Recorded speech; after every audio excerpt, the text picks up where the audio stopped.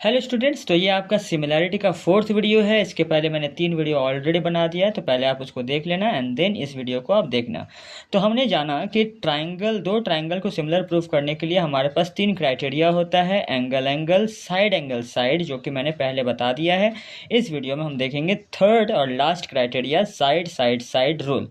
ठीक है, तो देखो यहाँ पर 2 ट्राइंगल दिए हुए हैं और यहाँ पर एक तरह से आपको साइड का लेंथ दिया हुआ है। ठीक है, अब मुझे बस इतना देखना है कि क्या इस ट्रायंगल का एक साइड और इस ट्रायंगल का जो भी साइड होगा, ठीक है, तो वो उसका जो रेशियो क्या वो इक्वल आ रहा है। तो मैं यहाँ देखता हूँ कि A B by P Q करने से 1/2 आ रहा है। ठीक है, B C by Q R करने से आपका 3/6 यानी कि 1/2, और C A by R P जो है वो भी आपका 2.5/5 यानी 1/2 आ रहा है।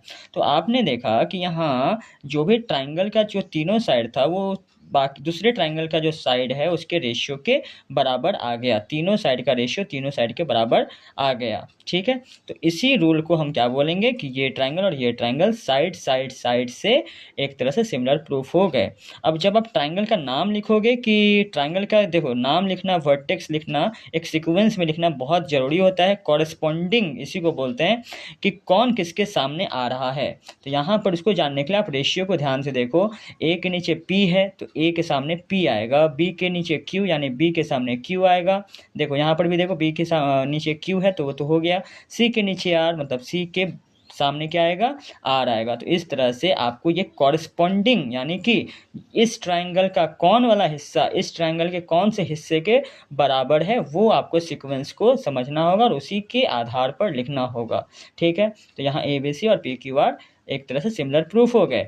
याद रखना, सिमिलर ट्राइंगल में जो एंगल होता है वो इक्वल होते हैं। तो एंगल ए एंगल पी के बराबर, एंगल बी एंगल क्यू के बराबर और एंगल सी एंगल आर के बराबर हो जाएंगे। ठीक है, बस यहाँ पर रेशियो जो होगा वो आपस में बराबर होगा।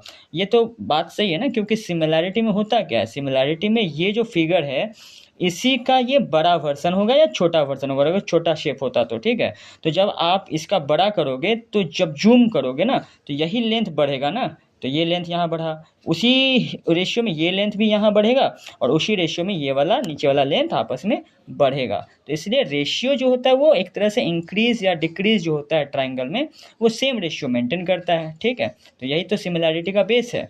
तो याद रखना एस रूल, और यहाँ पर मैंने आपको तीनों क्राइटेरिया बता दिया है।